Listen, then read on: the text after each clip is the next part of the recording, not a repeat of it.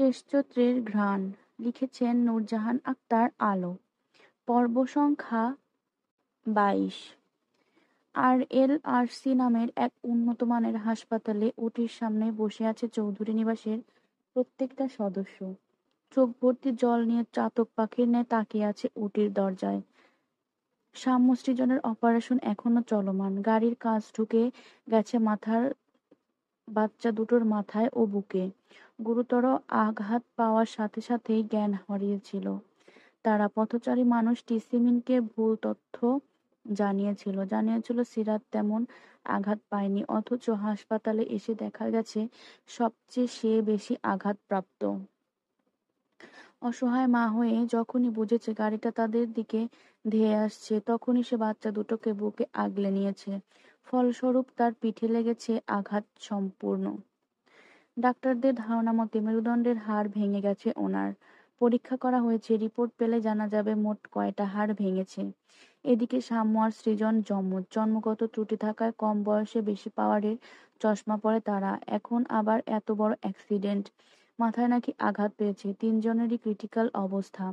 তাদের চিন্তায় সকলে অস্থির। পথচারীরা প্রথমে যে হসপিটালে ভর্তি করেছিল সেখান থেকে ইমিডিয়েট এখানে আনা হয়েছে। এই হসপিটালে সব বিদেশি ডাক্তারদের আনাগোনা থাকে। চিকিৎসার মানও অনেক উন্নত। তাছাড়া এই হাসপাতালে শুদ্ধ সহ তার সব ফ্রেন্ডদের শেয়ার আছে কাজের সূত্রে। চেনা জানা পরিচিত ডাক্তাররাও আছে। তাদের মধ্যে অর্থোপেডিক সার্জন, নিউরোসার্জন, স্পাইন স্পেশালিস্টদের জরুরি মিটিংয়ে বসেছে। ওনারা সবাই এক একজন যুক্তরাষ্ট্র, ফ্রান্স, জার্মানি, ইতালির নামকরা ডাক্তার।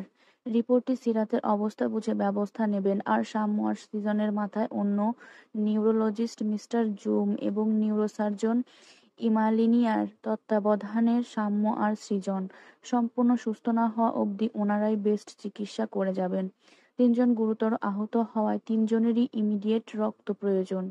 হাসপাতাল কর্তৃপক্ষ চেষ্টা করে যাচ্ছেন সব দিক সামাল দেওয়ার, কিন্তু সাম্যের শরীরে অন্যের রক্ত শুট করছে না। এক ব্যাগের খানিকটা রক্ত তার শরীরে প্রবেশ করা মাত্রই তার শরীরে দেখা দিচ্ছে লাল লাল গুটি।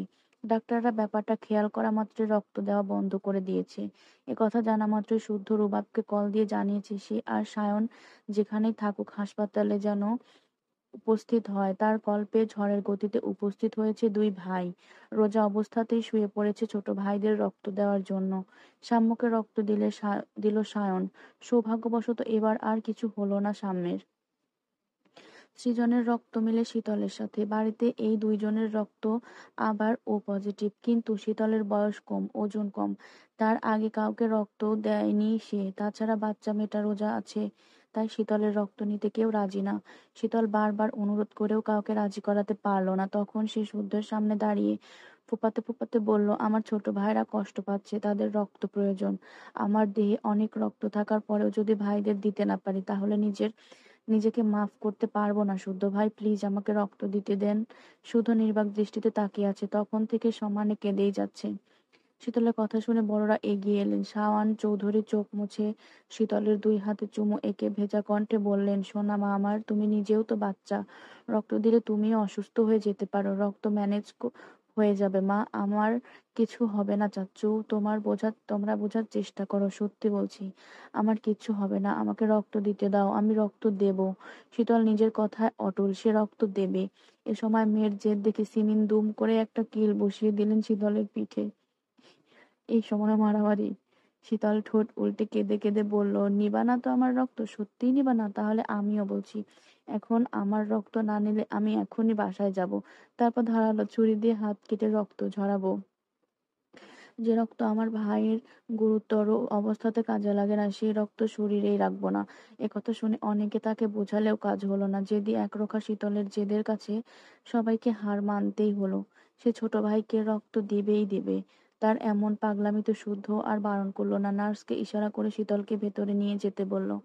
একটু পরে এক মেয়েকেও সেখানে পাঠালো। মেয়েটি নার্সকে যেতে বলে শীতলের সাথে টুকটাক কথা বলতে বলতে রক্ত নেওয়ার প্রসেস শুরু করলো। গল্পে গল্পে বোকা শীতলটাও খেয়াল করেনি শুধু ইশারায় হাফ শুদ্ধর ইশারায় হাফ ব্যাগেরও কম রক্ত নেওয়া হয়েছে, এবং সেটা যেন শীতলের চোখে না পড়ে তাই অন্য ব্যাগ ভর্তি রক্ত রেখে দেওয়া হয়েছে।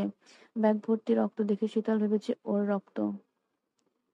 তাই রক্ত দেওয়া শেষে তার মুখে হাসি ফুটেছে, কিন্তু উঠতে গিয়ে মাথা ঘুরে উঠে চোখ অন্ধকার দেখছে। দুর্বলতায় পড়তে গেলে শক্ত একজোড়া হাতের মালিক তাকে আগলে ধরেছে। শীতলের মাথা ঠেকেছে এক মানবের প্রশস্ত বুকে। শীতলের চোখ বন্ধ করে আঁকড়ে ধরেছে সেই মানুষটাকে। নাকে বিচ্ছে পরিচিত গ্রিড অ্যাভেন্টাস নামের আইকনিক ও বিলাসবহুল পারফিউমের সুঘ্রাণ, যেটা ফুটি উডি ও স্মোকি এবং খুবই ব্যালেন্সড। তাদের বাড়িতে শুদ্ধ ভাই এটাই ব্যবহার করে। সে হিসেবে নেত্রজোড়া না খুলেই আত্মবিশ্বাসের সাথে বলে দিতে পারবে এটা তার শুদ্ধ ভাই। পড়তে নিলে শুদ্ধ এখন নিশ্চয়ই তাকে ঝাড়ি মারবে। সে কথা ভেবে সেভাবে বুকে মাথা ঠেকিয়ে বিড়বিড় করে বলল, একদম ঠিক আছে শুদ্ধ ভাই, সামান্য একটু মাথা ঘুরছে এই যা। এ কথা শুনে শুদ্ধ বেশ কিছুক্ষণ সেভাবে দাঁড়িয়ে রইল। তারপর পাশে একটা কেবিনে দেখিয়ে সিমিনকে বলল শীতলকে শুইয়ে দিয়ে আসতে, কিছুক্ষণ রেস্ট নিক সেখানে। শুদ্ধর কথা শুনে সিমিনও তাই করলেন। এদিকে শুদ্ধর কল পেয়ে ছুটে এসেছে হাসান, কামরান, অর্ক। কিছুদিন ধরে বিশেষ কাউকে নজরদারিতে রাখতে গা ঢাকা দিয়েছিল ওদেরকে। কাজের কাজ হয়ে গেছে এবং পাকাপোক্ত খবর এনেছে। আজকের এই ঘটনা পরিকল্পনা মাফিক এসব ঘটিয়েছে মাফিয়া কিং ইয়াসির শেখ। তবে কারো কাছে সেটা প্রকাশ করলো না, নিজের মাঝে গোপন রাখলো। তারা ম্যাজিকের মতো ব্যাগ ব্যাগ রক্তের ব্যবস্থাও করে ফেললো। তাদের এক একজনের উপস্থিতির ব্যস্ত হয়ে পড়লো ডাক্তাররা, নার্সরা। চৌধুরীরা এতদিন ভেবেছিল সাধারণ বেশে চলা ছেলেগুলো হয়তো খুব সাধারণ, কিন্তু আজ বুঝলো তারা এক একজন বড় মাপের মানুষ। তারা তারা যা সেটা কাউকে বুঝাতে দেয় না। 2 ঘন্টা পেরিয়ে গেলে ওটির লাল বাতি নিভে গেল। রক্তমাখা ডাক্তারি পোশাকে বেরিয়ে এলেন কয়েকজন ডাক্তার। বিপদ এখনো না কাটলেও জানালেন গা মাথা থেকে কাঁচ বের করা হয়েছে। আশা করা যাচ্ছে যা হবে ভালোই হবে, তবে অবজারভেশন থাকবে তারা। সিরাতের অবস্থা পূর্বের মতোই আশঙ্কাজনক। ডাক্তারদের রিকোয়েস্ট করে বাড়ির সবাই দরজার বাইরে দাঁড়িয়ে এক নজর শামসুজ্জানকে দেখলেন। জানবাচ্চা দুটোর সারা শরীর ব্যান্ডেজ নিয়ে নিথর হয়ে শুয়ে আছেন, চোখ জোড়া বন্ধ। কখন খুলে সেই চোখ? পূর্বের মতো চেঁচিয়ে ডাকবে সবাইকে, গলা ফাটিয়ে কান মাথা ঝালাপালা করে দেবে। টাকা নেওয়ার আবদার নিয়ে ঝুলে পড়বে শুদ্ধ সায়নের গলা ধরে। খাবার নিয়ে শীতলের সাথে ঝগড়া করবে কখন? আজ প্রথম রোজা, প্রথম ইফতার, হরেক রকমের ইফতার নিয়ে শেষে মারামারি করবে না ভাই বোনেরা? আলুর চপ কে কার ডিমের চপ কেড়ে নিতে পারে, এই নিয়ে দুষ্টু বুদ্ধি আটবে না। কবে হবে এসব, কখন হবে এসব ভাবতে ভাবতে সবাই কাঁদতে কাঁদতে মন থেকে দোয়া করলেন। রোজাদারের দোয়া মহান আল্লাহ ফেলবেন না নিশ্চয়ই। ঘড়িতে তখন বিকাল 4:30। শীতল চুপ করে চোখ বন্ধ করে শুয়ে আছে কেবিনের বেডে। এখনো মাথা ঘুরছে তার, খুব দুর্বল লাগছে। রক্ত দেওয়ার আগে বুঝিনি এত খারাপ লাগবে। রোজা থাকায় কিছু খেতেও পারছে না, ঘুমও আসছে না। সিমিনের থেকে শুনেছে সাম্য সৃজন নাকি ভালো আছে।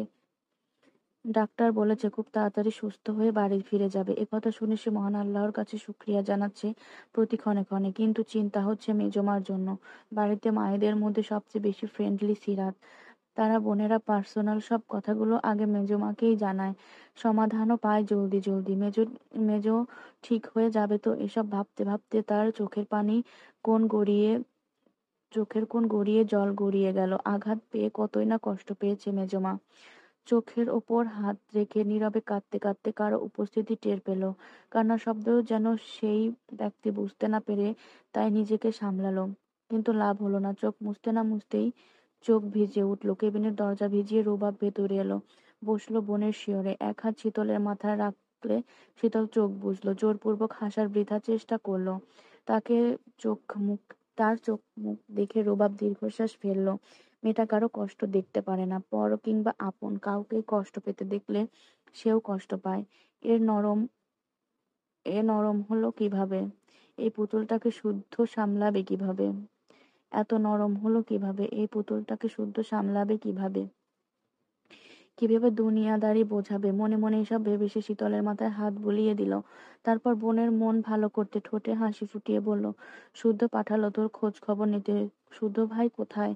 কোথায় যেন গেল, যাওয়ার আগে বলে গেল তোর খেয়াল রাখতে।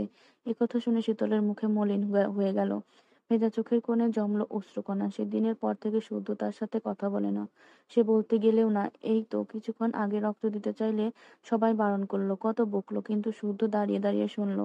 তার দিকে তাকালোও না, কিছু বললও না। অন্য সময় হলে ধমকে উঠতো, নতুবা চেলাকাঠের বাড়ি বরাদ্দ রাখতো।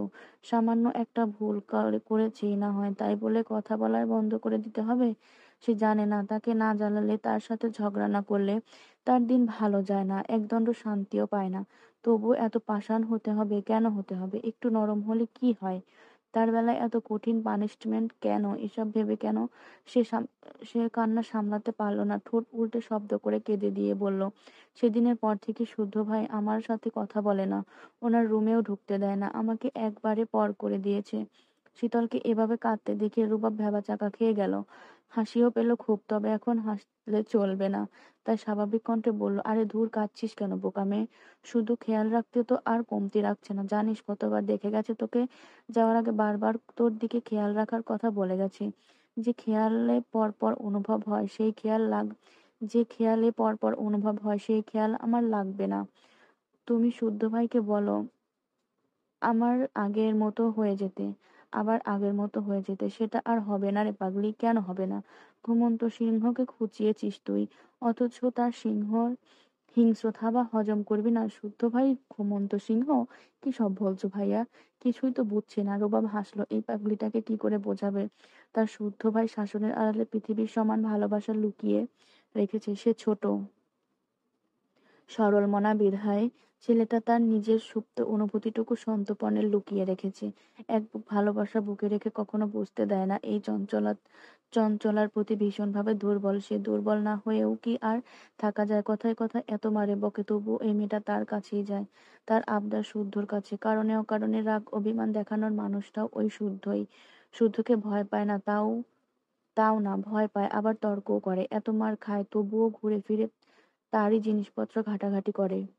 কারণ তার শুদ্ধ ভাই তাকে প্রশ্রয় দেয়। শাসনের আড়ালে থাকে এক প্রশ্রয়। এই অবুঝ মেয়েটাও বুঝে সেসব। তবে কবে বুঝবে আর? এই অবুঝ মেয়েটাও বোঝে না সেসব। কবে বুঝবে আর? তবে একটা কথা না বললেই নয়, এই পাগলিটার মধ্যে এমন কিছু আছে যার জন্য শুদ্ধর মতো সংযমী এক ছেলেও মন হারিয়েছে। শীতল নিজের অজান্তে তার মনে প্রাণে প্রেম পুষ্প ফুটিয়েছে। তবে সে সত্যি সন্দিহান, এই ছেলে আদৌ কখনো নিজের মুখে ভালোবাসার কথা প্রকাশ করবে কিনা, শীতলের সৌভাগ্য হবে কিনা শুদ্ধ মুখে ম্যাজিক্যাল শব্দ শোনার। মনে মনে এসব ভেবে রুবাবকে হাসতে দেখে শীতল মুখ ঘুরিয়ে নিল। সে কষ্ট পাচ্ছে, অথচ রুবাব ভাই হাসছে। সব ভাইগুলো কেমন যেন হয়ে যাচ্ছে। কেউ তাকে ভালোবাসে না, সব কষ্ট দেয়। শীতলকে মুখ ঘোরাতে দেখে রুবাব বোনের মুখটা ওর দিকে ঘুরিয়ে নিয়ে বলল, নির্দিষ্ট একটা সময় সবার জীবনে প্রেম আসে। সেই প্রেমে ধরা দেয় বসন্ত রূপে, রঙিন কিছু স্বপ্ন লুটোপুটি খায় নিদারুণ প্রেমানুভূতিতে। তবে এ বসন্তের কারণে বারণে রয়েছে ভিন্নতা, মিশে রয়েছে মুগ্ধতা ও দগ্ধতা। এই বসন্ত ফাগুনে আগুনের ন্যায়। সেই আগুন নিজেকে যেমন পোড়ায়, সেই সাথে অন্যকেও পোড়ায়। রুবাবের কথা আগামাথা কিছুই বুঝলো না শীতল, শুধু ড্যাব ড্যাব করে তাকিয়ে রইল। রুবাবও বুঝলো শীতল কিছুই বুঝেনি, তাই কথা বাড়ালো না। বুদ্ধি খাটিয়ে অন্য প্রসঙ্গ তুললো। সেই মুহূর্তে দরজা খুলে হন্তদন্ত হয়ে সব ছুটে এলো। কেঁদে কেঁদে কেঁদে ফেললো মুখে হাত চেপে। এসবের কিছু জানতো না সে। ফোন বন্ধ রেখে ল্যাবে কাজ করছিল। পরীক্ষাও ছিল। বিকেলে বাড়িতে ফিরে স্বর্ণের থেকে সব শুনে তাৎক্ষণিক ছুটে এসেছে। স্বর্ণ আসছিল হঠাৎ মাঝপথে, কি কাজ পড়েছে বিধায় বাড়ির দিকে ফিরে গেছে। শখ শীতলের মাথায় হাত বোলাতে বোলাতে দুই বোন নীরবে কাঁদলো। তখন রুবাব ওদের ধমকে থামালো। দুজনকে চোখ মুছে পানি দিয়ে আসতে বলে, মুখে পানি দিয়ে আসতে বলে উঠে দাঁড়ালো। ইফতারের সময় হয়ে এসেছে। বাড়ির সবাই রোজা আছে। এত টেনশন ভুলে গিয়েছিল তাই ভুলেই এত টেনশনে ভুলে গিয়েছিল তাই ইফতার ব্যবস্থা করতে দ্রুত পায়ে কেবিনে বাইরে যেতে হাসপাতালের ম্যানেজার এসে জানালো সবার জন্য ইফতারের আয়োজন করা হয়েছে, ইফতার গ্রহণ করলে খুব খুশি হবে। সবাই এটাও বুঝলো শুদ্ধর কারণে স্পেশাল ভাবে সেবা পাচ্ছেন ওনারা। এদিকে শুদ্ধ, সায়ন, অর্ক, হাসান, কামরান কেউ নেই। আপাতত বাড়ির কয়েকজনই আছে হাসপাতালে। সেই মুহূর্তে শুদ্ধ জানালো হাসপাতালে ইফতার সেরে নিতে। এবং ইফতারের পর শীতলকে বাড়ি পাঠিয়ে দিতে। অবলা গরুর গায়ে নাম্বার বসাতে চামড়া পুড়িয়ে দেওয়া হয়, যাতে সেই নাম্বার কোনোভাবেই না ওঠে। তেমনি তোমার শরীরে আমি আমার নাম সেভাবেই খোদাই করব শীতল রানী, যেন আমার নামটা তোমার শরীরে জল জল করে। সেই নামের ওপর আমি চুমু খাবো, চুমুতে চুমুতে ভিজিয়ে দেব তোমার নরম কায়া, শিহরিত হবে তোমার সর্বাঙ্গ। আহা, সেদিনের অপেক্ষায়। একথা বলে ইয়াসির ল্যাপটপের দিকে তাকিয়ে হো হো করে হেসে উঠল। ল্যাপটপে জ্বল করছে শীতলের হাস্যোজ্জ্বল ছবি। মেয়েটাকে দেখলেই খুব করে ছুতে ইচ্ছে করে। এত আদুরে কেন মেয়েটা? পবিত্র একটা ভাব রয়েছে সর্বাঙ্গে। আচ্ছা, মোমের মতো ফর্সা ত্বকে তার কঠোর স্পর্শ সহ্য করতে পারবে শীতল রানী? নাকি অসহ্য হয়ে আজ ভাইদের রক্ত দেখে যেভাবে কেঁদেছে সেভাবে কাঁদবে? কাঁদলে কাঁদুক না, কিছু কিছু ক্ষেত্রে কাঁদা ভালো। একা একা বিড়বিড় করে সে রেড ওয়াইনের বোতল থেকে ঢক ঢক করে ওয়াইন গিলল। বাম পা থেকে ঝরঝর করে রক্ত ঝরছে। এই আর নতুন কি? এসবে অভ্যস্ত সে। তবে আশ্চর্যের ব্যাপার, তাকে শুট করেছে একটি মেয়ে। মুখ ছিল কালো কাপড়ে বাঁধা, অদ্ভুত সুন্দর দুটো চোখ, হাতের নিশানা অবাক করার মতো। সে কে? সে কেন তার উপর হামলা করলো? তাকে তো কখনো দেখেনি, চেনেও না। তবে এক পলক দেখে মনে হয়েছে সে যেন এক অগ্নিকন্যা। তখন পালাতে গিয়ে গাছের কাঁটায় আঁচড় লেগেছে বুকে, গালে, গলায়। মেয়েটা পরের ঘন্টা খানিকের ব্যবধানে আরো দুবার আক্রমণ হওয়ায় বুঝতে বাকি নেই স্বয়ং শুদ্ধ এসেছিল এখানে। তবে ভীষণ মজাও পেল শুদ্ধ সব জেনে যাওয়ায়। প্রথমে আদরের বোন কিডন্যাপের, এরপর ছোট ভাইদের গুরুতর অ্যাক্সিডেন্ট। আহারে, এখন সে যেন খ্যাপা ষাঁড়ের রূপ ধরে ধরবে, এ কথা ভালো করে জানে। আচ্ছা, ছানা দুটোকে একেবারে মেরে দিলে কেমন হয়? মারলে শুদ্ধ সায়ন কতটা তর পাবে? ধুর, ওদের কথা ভাবলে নেশা জমবে না। সেসব কথা আপাতত বাদ বলে চোখ বন্ধ করে হেলান দিয়ে বসলেও পুনরায় তার মাথা ঘুরপাক খেতে লাগলো সাহসী মেয়েটির কথা। মেয়েটা কে? আচ্ছা, চৌধুরী বাড়িতে এমন কোনো মেয়ে আছে নাকি যারা নিশানা এত নিখুঁত, এত চমৎকার? একথা ভেবে সে উঠে বসলো, ঠোঁটে চিমটি কাটতে কাটতে ভাবতে লাগলো ঘন্টা চারেক আগের ঘটনা, ঘটে যাওয়া ঘটনা। রাত তখন 2:30। অমাবস্যার রাত বিধায় ঘুটঘুটে অন্ধকার চারিপাশ। এমন সময় চন্দ্রবিন্দুর নিকেতন নামে ভাঙা বাড়ির সামনে দাঁড়িয়ে আছে এক মানবী। বয়স আন্দাজ করা না গেলেও ধারণার মতে উচ্চতা 5 ফুট 5। পরনে ব্ল্যাক জিন্সের সঙ্গে লেডিস লেদার জ্যাকেট, মাথায় হেলমেট। সে গত 2 সপ্তাহ যাবৎ ঝাউবনের আড়ালে দাঁড়িয়ে বাড়ির দিকে তীক্ষ্ণ নজরে রাখে। কেন রাখে? সে কে? এসব জানে না ইয়াসি। তবে অন্ধকার রুমে বসে গতকালের থেকে মেয়েটাকে দেখে মিটিমিটি হাসছে। লুকোচুরি খেলা পছন্দ করে না। আজ যাবে নাকি নারীটার মুখদর্শন করতে? গেলে মুখই দেখবে, এ কথা দিতে পারছে না যদিও, কারণ সে নারী লোভী। নারী দেহে নেশার মতো টানে তাকে। রেড ওয়াইন আর নারীতে বিশ্রীভাবে আসক্ত সে। কি আর করার, পুরনো অভ্যাস তো, ছাড়ার ইচ্ছে নেই যদিও। মনে মনে এসব ভাবতে ভাবতে সে ভাঙ্গা বাড়ির পেছনে দরজা দিয়ে বের হলো। নিঃশব্দে চলাফেরা করায় পারদর্শী সে, কিন্তু গিয়ে দূরে থেকে খেয়াল করলো মেয়েটি সেখানে নেই। পালিয়ে গেল নাকি? আশেপাশেও কেউ নেই। কাউকে না দেখে ইয়াসির শীষ বাজালো। মুহূর্তে তার মতো করে আরেকটা শীষ বাজলো। অবাক হলো ইয়াসির, ওই মেয়েটা নাকি শীষ বাজাতেও পারে? বাহ, দারুণ তো। তা আর কি পারে সে? তবে শত্রুদের দুর্বলভাবে নেওয়ার বোকা সে নয়। তার প্যান্টের পকেট থেকে পিস্তল বের করে হাতে নিতে একটা গুলি চলে গেল তার কানের পাশ দিয়ে। নিশানা দেখে হাসলো সে। এর সাথে খেলাটা খুব জমবে মনে হচ্ছে। তবে খুকির বুকের পাটা আছে বলতেই হয়। ইস, তাকে এক নজর দেখায় মনটা আকুপাকু করছে। একথা ভেবে পা বাড়াতেই জঙ্গলের শুকনো পাতায় দাউ দাউ করে আগুন জ্বলে উঠল। আগুনের আলোয় দেখা গেল কালো কাপড়ে মুখ বাঁধা এক নারীর মুখ। উফ উফ, দারুণ দুটি চোখ। চোখেও যেন অগ্নিবর্ষণ হচ্ছে। ইয়াসির তাকে আপাত মস্তক দেখে জিহ্বা দিয়ে ঠোঁট ভিজিয়ে একটি বাক্য উচ্চারণ করলো, অগ্নিকন্যা। তবে এই শব্দ উচ্চারণ করার আগে মেয়েটি শুট করে বসলো তার বুক বরাবর। শুদ্ধ সায়নকে বাড়িতে পাঠিয়ে পুনরায় এসেছে হাসপাতালে। যা লাগবে হাসপাতাল থেকে ব্যবস্থা করা হবে। সারাদিন রোজা থেকে দৌড়াদৌড়ি করে প্রায় সবাই ক্লান্ত। তাছাড়া মেডিসিনের প্রভাবে পেশেন্টরা ঘুমাচ্ছে। এখানে আপাতত সবাই না থাকলেও চলবে। রুবাবকে বলেছিল বাকিরা যেন বাড়িতে পাঠিয়ে দেয়। বাকি রাত সে থাকবে হাসপাতালে। রুবাবও ওর কথা মতো তাই করেছে এবং শুদ্ধকে কলে জানিয়েছেও তা। কিন্তু শুদ্ধ এসে দেখে রুবাবের কাঁধে মাথা রেখে শীতল ঘুমাচ্ছে। ওকে দেখে রুবাব ইশারা করলো কথা না বলতে, কারণ কেবলই ঘুমিয়েছে মেয়েটা। শুদ্ধ বিরক্ত মুখে তাকে বিড়বিড় করতে করতে চলে গেল নার্সদের সাথে কথা বলতে। আর কোনো সমস্যা হয়েছে কি না জানা দরকার। না, তেমন কোনো সমস্যা হয়নি দেখে ফিরে এলো আইসিইউ এর সামনে। তারপর ধীর কণ্ঠে রুবাবকে বলল, তুইও বাড়ি চলে যা। কিন্তু শীতল, ওটা তো ঘুমালে মরা গরু। এভাবে কেউ ঘুমায়? ঘাড় ব্যথা করবে না? দাঁড়া, ওকে কেবিনে শুইয়ে দিয়ে আসি। আমায় একটা কথা যদি শোনে বেয়াদবটা। মাঝে মাঝে ইচ্ছে করে থাপড়ে দাঁত ফেলে দিতে। থাক, বকিস না। না বকবো না, কোলে তুলে নাচবো। এ কথা বলতে বলতে শুদ্ধ রুবাবের কাঁধ থেকে শীতলের মাথা নিজের বুকে কাছে নিল। এরপর ধীরে সুস্থে শীতলকে কোলে তুলে হাঁটা ধরলো কেবিনের দিকে। রুবাব ঠোঁট কামড়ে মৃদু হাসলো। ভালোও নাকি বাসে না, আবার যত্নেও কমতি রাখে না। শীতলকে ঠিকঠাক ভাবে শুইয়ে দিয়ে এসে রুবাবকেও চলে যেতে বলল।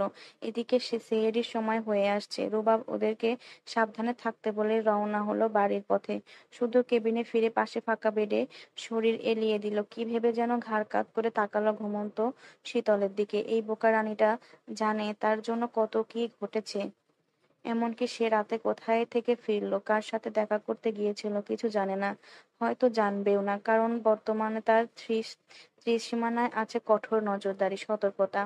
না রেখেও উপায় ছিল না, কারণ ঘোর বিপদ যে দোরগোড়ায়। এসব ভেবে সে নিঃশব্দে উঠে বসলো। রক্ত নেওয়ার সময় যেখানে সূচ ফোটানো হয়েছিল সেখানে লাল হয়ে আছে।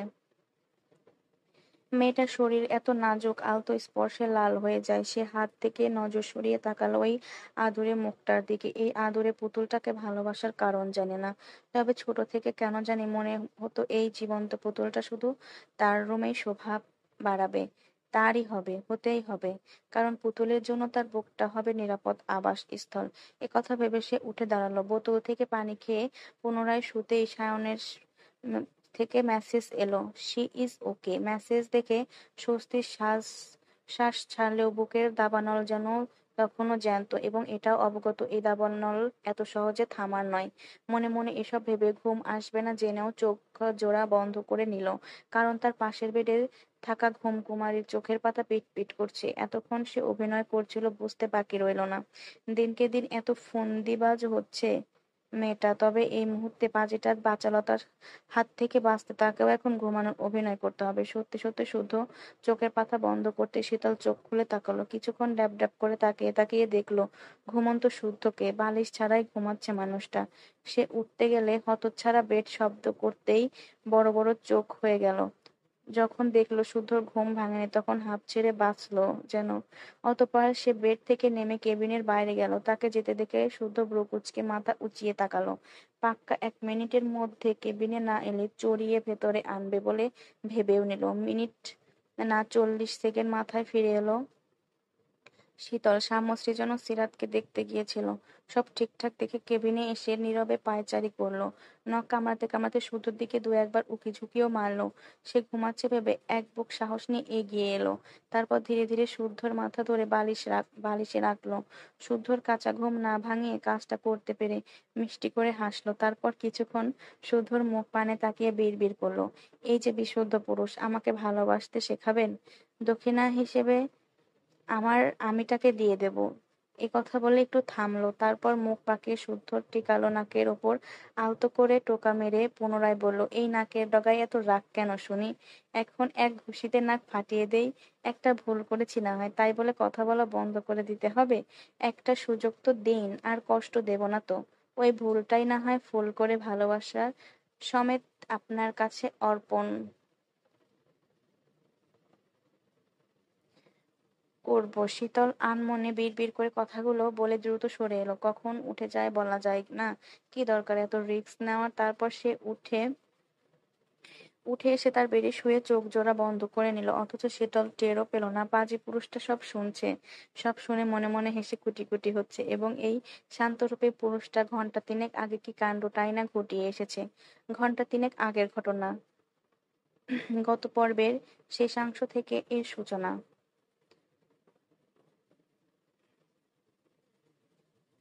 কালো কাপড়ে মুখ বাঁধা এক নারীর মুখ। উফ উফ, দারুণ দুটো চোখ, চোখে যেন অগ্নিবর্ষণ। ইয়াসির তাকে আপাদমস্তক দেখে জিহ্বা জিহ্বা দিয়ে ঠোঁট ভিজিয়ে নিয়ে এই বাক্য উচ্চারণ করলো, অগ্নিকন্যা। তবে এই শব্দ উচ্চারণ করার আগে মেয়েটি শুট করে বসলো তার বুক বরাবর, যদিও টার্গেট বুঝে দ্রুততার সঙ্গে বসে পড়েছিল মাটিতে। এর পরপরই উঠে দাঁড়িয়ে মেয়েটাকে আর পায়নি। এদিকে ওদিক খুঁজতে গিয়ে শুনতে পায় কারো ফিসফিসানির শব্দ। সে শব্দ অনুসরণ করে একটু এগোতেই হাতের ঘড়িটা রেড অ্যালার্ট দিয়ে দিতে থাকলো অনবরত। অর্থাৎ এখানে সেভ নয় সে। সেটা দেখেও হাসলো। ছোট থেকে বড় হয়েছে রিস্ক নিতে নিতে। জীবন নিয়ে বাজি ধরতে তার ভালোই লাগে। মোদ্দা কথা মাফিয়া কিং তো এমনি এমনি হয়নি। সামান্য একটা রেড অ্যালার্টে যদি পিছনে যায় তাহলে কি ভালো দেখায়? না, মোটেও না। তাছাড়া কাপুরুষরা পালায়। এ কথা ভেবে সে ক্রুদ্ধ হয়ে সে পেছনে সরতেই কারো উপস্থিতি টের পেল। চট করে পেছনে ঘুরে পিস্তল তাক করতেই দূর থেকে জ্বলন্ত অগ্নিশিখায় ধীরে ধীরে স্পষ্ট হলো সোয়াইপ শুদ্ধ শক্তপোক্ত শারীরিক অবয়। তার থেকে 5 হাত দূরত্বে দারুণ এক ভঙ্গিমায় দাঁড়িয়ে আছে ছেলেটি। তীক্ষ্ণ চাহনিতে তাকিয়ে আছে তারই দিকে। ছেলে না, ছেলে হয়ে সে বলতে বাধ্য, এই সায়েন্টিস্টের অ্যাটিটিউডের হাই লেভেল তার পার্সোনালিটির পরিচয় দেয়। বডি ফিটনেস দেখতে যেমন তেমনই ধারালো তার ধূর্ততা, নয়তো এত তাড়াতাড়ি তাদের মুখোমুখি হওয়া কথা না। শুদ্ধ আজ সরাসরি দেখলো মাফিয়া কিং এর সুদর্শন রূপ। ইয়াসিরের নীলাভ চোখ আর ফেস বলে দিচ্ছে দেশি বিদেশি মিলেই তার মুখাবয়। অদ্ভুত রকমের সুন্দর দুটি চোখ, ডান চোখের পাশটায় কাটা দাগ, নিখুঁত শারীরিক গঠন এবং গায়ের রং ফর্সা। বয়সটা সম্ভবত 35 থেকে 38-এর কাছাকাছি। এই হচ্ছে মাফিয়া কিং ইয়াসির খান। এতদিন ছবি কিংবা ভিডিওতে দেখার পর শুদ্ধকে সামনাসামনি দেখে ফিচেল হাসলো ইয়াসির। শুদ্ধকে দেখে এখানে দেখে কিছুটা অবাকই হয়েছে, তবে বিস্ময় ভাবটা চট করে লুকিয়ে ফেললো। শত্রুকে দুর্বল দেখাতে নেই, দুজন মুখোমুখি দাঁড়িয়েছে। হাইট প্রায় সমান সমান, মুখে রা শব্দ নেই কারো, তবে চেয়ে তার চোখে ভয়াল শিকারী চাহনি। সেই চাহনিতে যেন ধ্বংস অনিবার্য।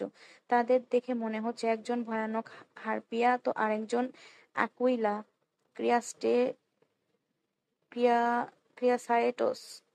দুজনেই শক্তিশালী শিকারী। শুধু ইয়াসিরের দিকে তাকিয়ে একটা কাঠের গুঁড়ির ওপর দাঁড়িয়ে হাত তুলে রাজকীয় ভঙ্গিমায় বসলো। বসার ভঙ্গিমা ছিল চমৎকার।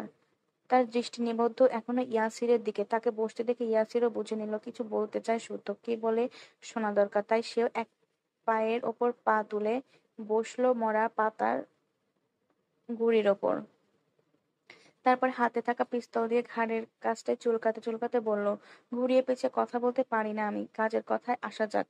যাক, FGSL নামে এই ফর্মুলা তৈরি করেছিস, ওটা আমার চাই। ফর্মুলার কথা শুনে শুধু অদ্ভুত কায়দায় এক ব্রো বাঁকিয়ে বলল, তারপর ওটা আমার লাগবে। এটুকুই? এইটুকু যে নয় সেটা বুঝতে এখনো বাকি আছে নাকি চৌধুরী? যখন আমার মুখে শুনতে চাচ্ছিস তখন বলছি শোন। তোর বাড়ির সবচেয়ে আদুরে ফুলটা আমার চাই। চাই মানে চাই চাই। ফুল দে, পাক্কা প্রমিস। দেশ ছেড়ে চলে যাব, আর জ্বালাবো না তোদের। খুব যত্নে রাখবো। ভাই দিয়ে দে। ফুলে যেমন মোম সৌরভ আছে তেমনি কাঁটাও আছে, সেটা জানিস? সে কাঁটা কে? তুই বুঝি? ধরে নে তাই। কথা শুনে ইয়াসির হো হো করে হেসে উঠল, কিন্তু হাসতে হাসতে কোথায় থেকে একটা গুলি এসে বিঁধল তার বাম পায়ে। গুলিতে গুলি ক্যাত করে গেঁথে গেছে মাংসে। গুলি এলো কোথা থেকে? কে করলো? ইয়াসির উত্তেজিত হলো না, সেভাবেই বসে রইল। শুদ্ধ ফিচেল হাসলো। তারপর কণ্ঠে অবাধ কঠোরতা ঠেলে জোর গলায় বলল, ওটা আমার সজনীবনী ফুল। আমার ওই অমৃত ফুল যেমন প্রাণ দেয় তেমনি প্রাণও নেয়। এবং সেই ফুল রক্ষা করে বিষধর সাপ। সেসব কাল কেউটে সাপের বিষ হজম করতে পারবি না তুই। বরং মেপে গুনেও শেষ করতে পারবি না ঠিক কতটা সাপ ছড়িয়ে ছিটিয়ে আছে শুধু ওই একটা ফুলের পেছনে। তোকে আমি বারবার ওয়ার্নিং দেব না? ধরে নে এইটাই ফার্স্ট অ্যান্ড লাস্ট চান্স। এর চেয়ে বেটার হয় বিদেশে মাল, বিদেশে ফিরে যা। দেশটা কি তোর বাপের কেনা? না, তোর বাপের কেনা, তবুও থাকতে পারবি না। শুদ্ধর কথা শুনে ইয়াসির বিজ্ঞের মতো মাথা নাড়ালো। তারপর আচারা প্যাচাল বাদ দিয়ে বলল, কোথায় যেন শুনেছিলাম অন্যের জিনিস কেড়ে নেওয়া যেন অমৃত সমান। অভিজ্ঞতা আছে নাকি? না, ওসব ছোট লোকই কারবার। ছোট লোকদের মাঝে এসব দেখা যায়। আর আমরা হলাম চৌধুরী, আমাদের সঙ্গে সেসব যায় না। তবে তোর সঙ্গে কিন্তু খুব যায়। একের পর এক অপমানজনিত কথা শুনে ইয়াসিরের মুখ থমথমে হলো। ইচ্ছে করলো এখনই একটা বুলেট শুদ্ধর বুকে গেঁথে দিত, কিন্তু তাতে খেলা শেষ যাবে। এত সহজে জিতে গেলে খেলার মজা আসে না। তাই সে গা ছাড়া গা ঝাড়া দিয়ে আশেপাশে তাকাতে তাকাতে বলল, বাংলা আকাশে বাতাসে প্রেম প্রেম গন্ধ ছড়াছড়ি, প্রেমের নেশালো সুগন্ধে আমার লোভী মনটাও যে এবার শীতল হতে চাইছে, শীতলের শীতলতা সর্বাঙ্গে মাখাতে ইচ্ছে করছে। লোভে পাপের কাফনে ছাড়াই 3.5 হাত মাটির কবর। চ্যালেঞ্জ করছিস? চ্যালেঞ্জ গ্রহণ করতেও তো যোগ্যতা লাগে। এই যোগ্যতা আছে নাকি তোর? সোয়াইপ, মুখ সামলে বস। হাত ফসকে গেলে শেষ নিঃশ্বাস এখানেই ছাড়তেই হবে। সরি, বিন্দুমাত্র ভয় পেলাম না। এবার অন্য কিছু ট্রাই কর দেখি। শুদ্ধর কণ্ঠে ব্যঙ্গাত্মক সুর স্পষ্ট। শীতলের কিডন্যাপিং এর পর থেকে শুদ্ধর কাজ ছিল পাতাল ফুঁড়ে হলেও ইয়াসিরকে খুঁজে বের করা। সে তাই করেছে। মাঝের দিনগুলোতে স্থির হতে পারেনি, শান্তিতে একদণ্ড ঘুমাতে পারেনি। বারবার মনে হয়েছে চৌধুরী বাড়ির মেয়ের দিকে হাত বাড়িয়েছে কেউ। এত বড় কলিজা, এত দুঃসাহস, সেই ব্যক্তিকে তার মুখোমুখি চাই। পাওয়ার পর কি করবে ওটা পরের হিসাব। তবে চায় সে কথা নয়, বরং কাজে বিশ্বাসী। গোপনে সারা ওর মুদ্রা দোষও বটে। ঠিক এই স্বভাবের কারণে গোপনে ইয়াসিরকে খুঁজে বের করে ফেলেছে সে। স্কাই ডাইভিং ছিল ছুতো মাত্র, সেখানে মূলত গিয়েছিল ইয়াসিরের খোঁজ পেতে। পার্সোনাল জেট ভাড়া করেছিল ইয়াসির জোট ফল করতে। আর এসব করতে গিয়ে বেরিয়ে এসেছে রাশিয়ান সায়েন্টিস্ট মিখাইল ইগোরের নাম। ইগনের সাথে শুদ্ধ সম্পর্ক বরাবরই তিক্ত, কারণ ইগোর প্রচন্ড অহংকারী ও সুবিধাবাদী। তাছাড়া সে মুসলিমদের দেখতে পারে না, এবং ষাটোর্ধ্ব বয়সী ইগর নিজেকে সর্বদা সর্বোত্তম ভাবে। অন্যের শ্রম মেধা তার কাছে হেয়।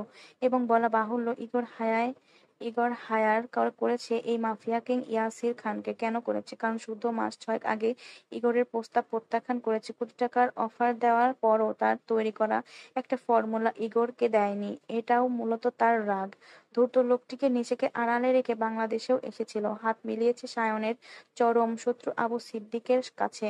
আর সিদ্দিকের মাধ্যমে ইয়াসিরের টোপ হিসেবে ব্যবহার করেছে। কিন্তু সিদ্দিক আর ইগর হয়তো জানে না ইয়াসিরও আরেক চিজ। তাদের থেকে লক্ষ কোটি টাকা হাতাহাতি দুজনকে নিয়ে আরেকটা কড়া দান সাজিয়েছে।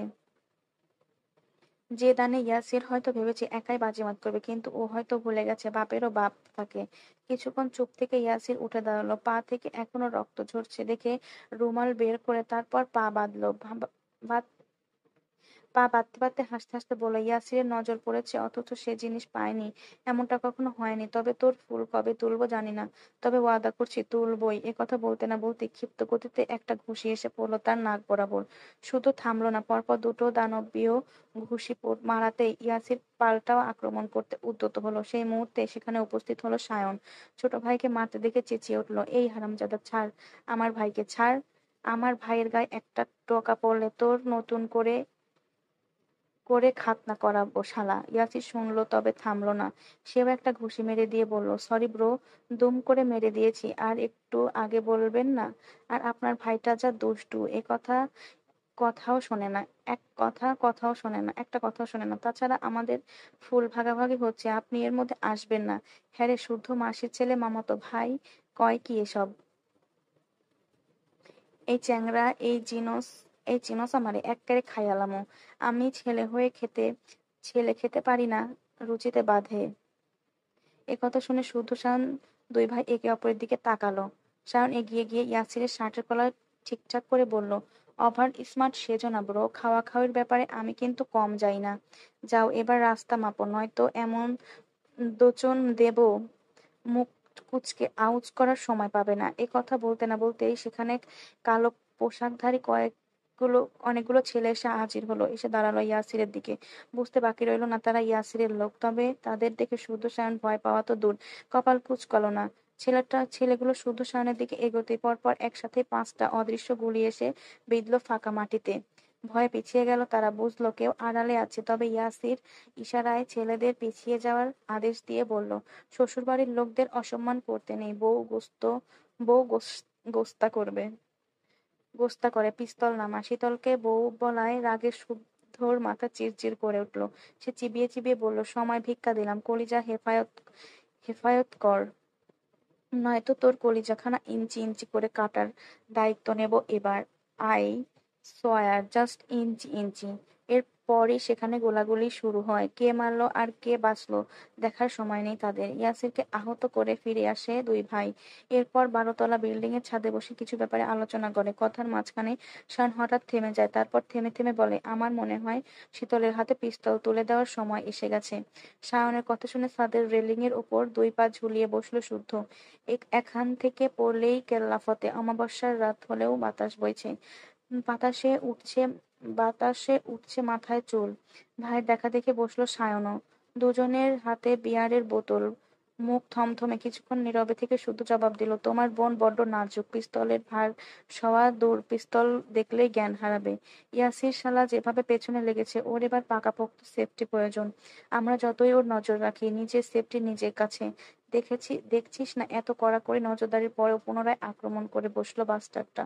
ভাবতে পারিস অ্যাসিডের ছিটেফোঁটা শীতলের মুখে পড়লে কি হতো? কি আর হতো, ওই ব্লাডি বিস্টার শরীরে 313 রকমের জীবাণু পুশ করে বসে বসে মজা নিতাম।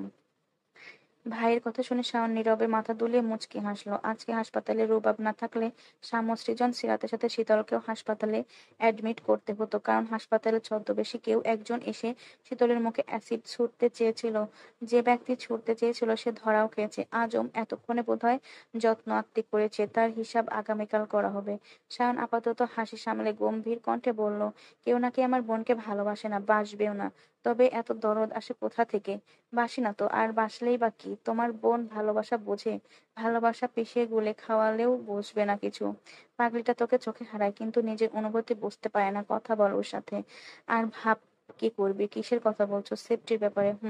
পৃথিবী এত সুন্দর কেন জানো? কারণ পৃথিবীতে অতি চালাকের সাথে সাথে বোকাদেরও বসবাস। বোকারা আছে বলেই ভালোবাসার অস্তিত্ব এখনো টিকে আছে।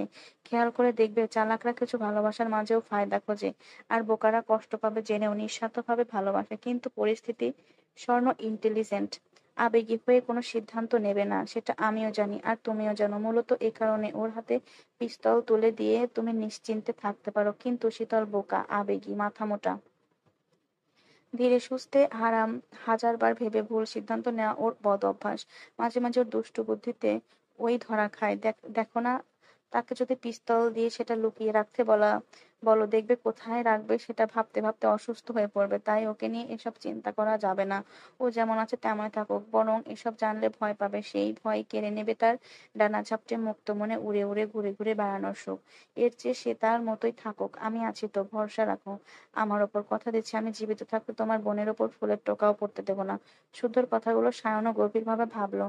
শুদ্ধ কথাগুলো ভুল বলেনি। অতঃপর দুই ভাই আরো কিছু ব্যাপারে আলোচনা করলো। আধা ঘন্টা পরে সেখানে আরো কয়েকজন হাজির হলো। তাদের নিয়ে একটা মিটিং হলো। টানা 1.5 ঘন্টা সেই মিটিং শেষ করে সায়ন গেল বাড়ির দিকে, আর শুদ্ধ হাসপাতালে। সময় যেন বহমান স্রোত, সে আপন মনে বইতে থাকে নিজস্ব গতিতে। আমাদের জীবনে সুখ কিংবা দুঃখ কোনোটাই স্থির নয়। সুখের পরপরই যেমন দুঃখের আগমন, তেমনি দুঃখের পরপরই সুখ এসে ভুলিয়ে দেয় কিছু কষ্ট,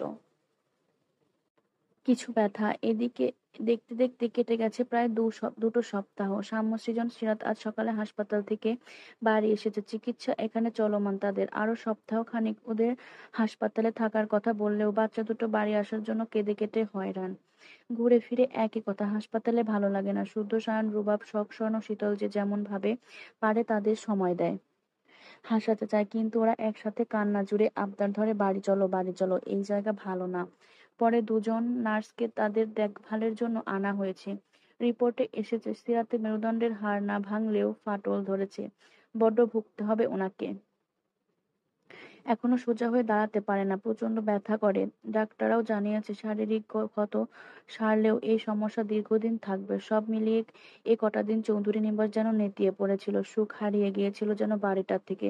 আজ গোটা 14 দিনের মাথায় বাড়িটি আবার গম গম করছে। কথার হাট বসেছে, হাসি খুনসুটিতে বাড়িটা মেতে উঠেছে। বিলাসবহুল ড্রয়িং রুমে বসেছে সকলের আনন্দ মেলা। সব সদস্যরা উপস্থিত, কোনো একটা কারণে হাসছে সবাই। শরাফত চৌধুরী তাকিয়ে তাকিয়ে দেখছে সবাই হাসি খুশি। এতদিন যেন শ্বাস নিতেও কষ্ট হতো ওনার। হবে নাই বা কেন, এই বাড়ির বাচ্চাগুলোই তো বাড়ির প্রাণ। তারা যেন কেউ অসুস্থ থাকলে ভালো থাকা যায় নাকি? আজকে 15 রমজান, অথচ এতগুলো দিনে সবাই মিলে একসাথে ইফতার করতে পারেনি। তাই আজ বাড়িতে চলছে ইফতার পার্টি। সব কাজ হাতে হাতে করছে সবাই। সিরাত হুইল চেয়ারে বসে আছে, রোজ প্রতিবেলা অনেকগুলো মেডিসিন নিতে হয়, যার ফলে রোজা রাখতে পারেন না। এই নিয়ে আফসোসের শেষ নেই ওনার। সিতারা, সিমিন দুই যা কত কিছু বলে বোঝায়, মাসি মানসিক সাপোর্ট দেন। জায়েদের সাপোর্ট পেয়ে ওনার বাপের বাড়িতেও যাননি উনি, কারণ উনি খুব ভালো করে জানেন এখানে ওনার বিন্দু পরিমাণ অযত্ন হবে না, বরং এই বাড়ি ছেড়ে গেলে আরো অসুস্থ হয়ে পড়বেন। বিয়ের আগে ভাবতেন বাপের বাড়ির মতো শান্তি আর কোথাও নেই, কিন্তু এখন ভাবেন নিজের সংসার ছাড়া বুঝি আর কোথাও শান্তি মেলে না। এখানেই শান্তি, এখানেই সব স্বস্তি। শুধু কিছুক্ষণের জন্য বাইরে গিয়েছিল, এসে দেখে তার রুমের দরজা হাট করে খোলা। ভেতরে কে গেছে বুঝতে বাকি নেই তার। পুনরায় সেই পার্স আবার দেওয়াতে শীতলের অত্যাচার আবার বেড়ে গেছে। কদিন পার্স কাজ না করায় কাঁদো কাঁদো মুখে দরজা থেকে ঘুরে যেত, এখন পার্স কাজ করছে দেখে এখন সোজা রুমে ঢুকে পড়ে। দুদিন ইগনোর করেছিল দেখে এতিমের মতো মুখ করে তাকাতো, এখন ওটার ছুতোয় কথা বলতে আসতো। এটা ওটার ছুতোয় কথা বলতে আসতো। 4 দিন আগে রাতে বাসায় ফিরেই দেখে তারই রুমে দরজার কাছে বসে আছে। সরতে বললেই কান ধরে কেঁদে কেঁদে বলছে সরি। সে জবাব না দিলেও ঠোঁট ফুলিয়ে কাঁদতে কাঁদতে ভাঙা ভাঙা স্বরে বলেছিল, সরি বলছি তো না কি, আর কতবার বলবো, কেউ আমার উপর রেগে থাকলে আমার খুব কষ্ট হয়। এভাবে সরি বললে কি আর রাগ করে থাকা যায়, নাকি রাগের অভিনয় চালিয়ে যাওয়া যায়? অগত্যা থমথমে মুখে বলেছিল সে মাফ করে দিয়েছে, তবে এই শেষবার। অথচ মাফ পাওয়ার খুশিতে সে পূর্বে আবারও বদরামি শুরু করেছে। যখন তখন রুমের জিনিসপত্র ঘাটাঘাটি করা, কিছু বললে মুখ ভেঙানো, খেতে বসে তার খাবারে ভাগ বসানো, কফি এনে দিলে বললে আড়ালে গিয়ে এঁটো করে দেওয়া, এভাবেই দিন কাটছে। এখন নিশ্চয়ই কোনো আবদার নিয়ে এসেছে, কারণ কিছুক্ষণ আগেও দেখেছে শখের ফোন নিয়ে অনলাইনে ঈদের ড্রেস দেখেছে। হয়তো কতবারের মতো কোনো ড্রেস দেখিয়ে দাঁত বের করে বলবে, শুদ্ধ ভাই এই ড্রেসটা কিনে দেন না, এটা কিনে দিলে ঠিক পুতুলের মতো একটা বউ পাবেন। দাম কত? 9,300 টাকা। একটা ড্রেসের দাম 9,000 টাকা? টাকা কি গাছের শুকনো পাতা যে চাইলেই পাওয়া যায়? দেন না শুদ্ধ ভাই, বলছি তো টাকা নাই। ওই যে ওই লকারের সেকেন্ড ড্রয়ারে অনেকগুলো নতুন টাকার বান্ডিল আছে, ওখান থেকে নিন। তুই আবার আমার লকার খুলেছিস? আমি লকার খুলিনি, রুমে এসে দেখি খোলা। উকি মেরে দেখি অনেক টাকা, নতুন কড়া কড়া টাকা দেখে টাকা না হাতালে নাকি পাপ হয়, তাই 5টা 1,000-এর নোট মেরে দিয়েছি। 5,000-এর নিয়ে আবার ড্রেস কেনার আবদার করছিস? তুলে আছাড় মারার আগে চোখের সামনে থেকে যা, যা বলছি। এ কথা শুনে ওই মুহূর্তে মন খারাপ করে চলে গেলেও পরে ড্রেসটা নিয়েই ছেড়েছে। আর রুমে যতই টাকা পড়ে থাক সে কখনো হাত দেয় না, বরং সেটা তুলে নিয়ে জায়গায় রাখে। এবং সেও বোঝে তাকে রাগাতে পাজিটা এসব বলে। পুরনো কথার ছেদ ঘটিয়ে শুদ্ধ রুমে ঢুকে দেখে শীতল 4 হাত পা ছড়িয়ে ছিটিয়ে বিছানায় শুয়ে আছে। একটা বালিশ ওর বুকের ওপর, ঠোঁটে মিটি হাসি। তাকে দেখা মাত্রই লাফ মেরে উঠে হড়বড় করে বলল, শুদ্ধ ভাই, দারুণ একটা খবর আছে। শুদ্ধর কথা কোনো জবাব না দিয়ে খুলে ওয়ালেটটা বের করে রাখলো। সে জানে কিছু না বললেও দারুণ খবরটা শীতল তাকে বলবেই। তখনও শীতলের চোখে মুখে আনন্দ ঝরে পড়ছে, কিন্তু এটা নিয়ে খুব খুশি বোধ হয়। তখন সত্যি সত্যি শীতল বলল, কিছুদিন আগে আমলকি গাছের ডালে একটা পাখি বাসা বেঁধেছিল, আজ দেখে এলাম বাসায় দুটো ছানা ফুটেছে। আবার গাছে উঠেছিলে? কই না তো। তাহলে কিভাবে বুঝলে বাসায় দুটো ছানা ফুটেছে? মাটিতে দাঁড়িয়েই দেখলাম। তোর বাপ কোন কোম্পানির ভিটামিন খাওয়াচ্ছে তোকে যে মাটিতে দাঁড়িয়ে উঁচু গাছের মগ ডালে সবকিছু দেখতে পাচ্ছিস? কথা শুনে শীতল মুখ ভোতা করে চলে গেল। তাকে যেতে দেখে শুধু ফ্রেশ হয়ে ওয়াশরুমে যাওয়ার আগে শীতল পুনরায় হাজির। ওড়নায় আঙ্গুলে পেঁচাতে পেঁচাতে বলল, কিয়ারা ফোন করেছিল, ওর বাবা নাকি কোথায় থেকে সাদা পেঁচার ছানা এনেছে, কি নাম রাখবে তাই জিজ্ঞাসা করছিল। পেঁচাটা ছেলে নাকি মেয়ে? ছেলে। তাহলে তোর বাপের নামটা বলে দিতি। বলেছি। তোর বাপের নাম বলেছিস না? পেঁচাটা দেখা মাত্রই কেন জানি আপনার কথা মনে পড়েছিল, তাই কিয়ারাকে বলেছি নাম রাখতে সোয়াইব শুদ্ধ। একথা বলে শীতল নিজেই খিলখিল করে হেসে এক ছুটে দৌড়ে পালালো। চোখের পলকে শুদ্ধ নাগালের বাইরে সে, নয়তো চালাকারটা দর্শন পেতে হতো খুব ভালো করেই। সে জানে সে ওর কথা, এবং দৌড়ে পালানো দেখে শুদ্ধ ভ্রু কুঁচকালো। তারপর বিড়বিড় করে বকতে বকতে ওয়াশরুমে চলে গেল। তখন বিকেল 5টা। এক ধরনের নরম ও কোমল আলোয় সেজেছে পশ্চিম আকাশ। ক্লান্ত হয়ে ম্লান হয়ে এসেছে দিনের আলো। সূর্য নেমেছে পাটে। পাখিরা ফিরছে আপন গৃহে। পাড়ার মোড়ে মোড়ে বসেছে ছোট বড় ইফতারের দোকান। ক্রেতাদের ভিড়ে জমজমাট দোকানপাট। কোথাও কোথাও কোরআন তেলাওয়াত, গজল, ওয়াজ বাজছে। কোথাও বা হরদমে চলছে ইফতার পার্টির আয়োজন। এসবের পেছনে ফেলে ব্যস্ত পায়ে ছুটল একদল ব্যস্ত পথচারী। এদিকে চৌধুরী বাড়ির রান্নাঘরে তাড়াহুড়ো লেগে আছে গৃহিণীদের। দ্রুত হাতে কাজ সারছেন ওনারা। রাতে রান্না শেষ, এখন ইফতার সাজাতে লেগে পড়েছেন দুই জা। দুপুর থেকে একটানা সিতারা সিমিন এক হাতে সামাল দিচ্ছেন সব কাজ। সিরাত বসে আছে রান্নাঘর থেকে একটু দূরে, মুখটা বড্ড বেজার। ঝটপট কাজ করা মানুষ কাজ ছাড়া থাকতে পারে না, অথচ অসুস্থতা ওনাকে বসে থাকতে বাধ্য করেছে। খুব খারাপ লাগা কাজ করেছে যাদের ঘামার্ত মুখ দেখে। তবুও উনি বলেছেন বসে বসে কিছু কাজ ওনাকে দিতে। একথা শোনা মাত্র সীতারা খ্যাঁক করে বলেছে, এখানে থাকলে চুপ করে বসে থাক, নয়তো খুন্তির বাড়ি একটাও বাইরে পড়বে না। বড়জার কথা শুনে ফিক করে হেসে ফেলে সিরাত। হাসে সিমিনও। সিতারা ভ্রু কুঁচকে যাদের দিকে বেগুনি ভাজতে আরম্ভ করেন। সিমিন দুপুরের দিকে ফালুদার জন্য সাবুদানা রান্না করে ফ্রিজে রেখেছিলেন। এখন তা বের করে ফলমূল কেটে গুছিয়ে রাখলেন। নানান রকমের জিনিস দিয়ে চমৎকার করে ডেকোরেশন করে শীতল। সে আবার এসব কাজ ভালো পারে। কিন্তু এই নিয়ে 3বার মেয়েটাকে ডাকার পরেও সাড়া শব্দ নেই। তিনি বিরক্ত হয়ে আরেকবার হাঁক ছেড়ে ডাকলেন, শীতল, এই শীতল, এবার গেলে মার একটাও মাটিতে পড়বে না বলে দিলাম। ছোট জায়ের ডাকাডাকি শুনে সিরাজ জবাব দিলেন, মেয়েটা রোজা আছে, থাক না, একটু রেস্ট করুক। এত বড় ঢিঙ্গি মেয়ে, ফলগুলো তো কাটতে পারে, সব কথা বলে দিতে হবে? একটা কথা যদি শোনে। একথা শুনে সিতারা আঁচলে মুখটা মুছে শরবতে চিনি গুলাতে গুলাতে বললেন, মেয়েটার শরীরটা বোধহয় ভালো না, পাখির পাখির দানা খেয়ে রোজা রাখে, সেদিন রক্ত দিল। থাক, ওকে এই গরমের মধ্যে আর ডাকিস না ছোট। দুজার কথা শুনে সিমিনের রাগ গজরাতে গজরাতে এটো থালা বাসন ধুতে ধুতে বললেন, তোমাদের আদরে আদরে ও আরো বাদর হচ্ছে। ওর বয়সী সাদিকাকে দেখো কি সুন্দর সংসার করে খাচ্ছে, অথচ ওর গড়িমসি করতে করতে বছর যায়। ভালো কথা বললেও যদি শুনতো। শুনবি শুনবি না তো শুনিস না। শ্বশুরবাড়ি গিয়ে শাশুড়ির খোঁচা খেতে খেতে নাকে জল চোখের জল এক হবে, তখন আমার কথা মনে পড়বে। তবে তখন রুমা এসে জবাব দিল, যে বাড়িতে আমার বোনকে কাজ করে খেতে হবে সে বাড়িতে বিয়েই দেব না। আমাদের রাজকুমারীকে যে যত্নে রাখতে পারবে আমরা তার হাতেই আমাদের বোনকে তুলে দেব। কল্পনার রাজ্য থেকে বেরিয়ে আয় বাবা। শ্বশুর বাড়ি গেলে রাজকুমারী যতই আদরের হোক সেই আদর আর শ্বশুর বাড়িতে থাকে না। এজন্যই বলছি, বোনের বোনের ভালো চাইলে কাজ শেখা। রুবাবা হাসলো। তারপর সিতারাকে বলল, শীতলকে শিখিয়ে পড়িয়ে নাও বড় মামি, ও ছোট মানুষ, ওকে ওকে আর কি কাজ শেখাবো, বড় হোক, একদিন সবই শিখে যাবে। তখন দৌড়াতে দৌড়াতে সিঁড়ি বেয়ে নামলো শীতল। দুপুরে গোসল সেরে একটুখানি শুয়েছিল, কখন যে চোখ লেগে গেছে খেয়ালই করেনি। মায়ের ডাক শুনেছিল, তবে তখন আরামের ঘুম হারাম করে উঠে আসতে ইচ্ছে করছিল না। আরামে আরামে ঘুমিয়ে বিকেলও কাবার করে ফেলেছে। মেয়েটাকে এভাবে ধর্মড়ি করে নামতে দেখে সিমিন মুখ ফিরিয়ে নিলেন, এমন ভাবে করলেন যেন খুব রেগে আছেন। তখন শীতল ওড়নায় আঙুল পেঁচাতে পেঁচাতে আমতা আমতা করে বলল, ডেকেছিলে আম্মু?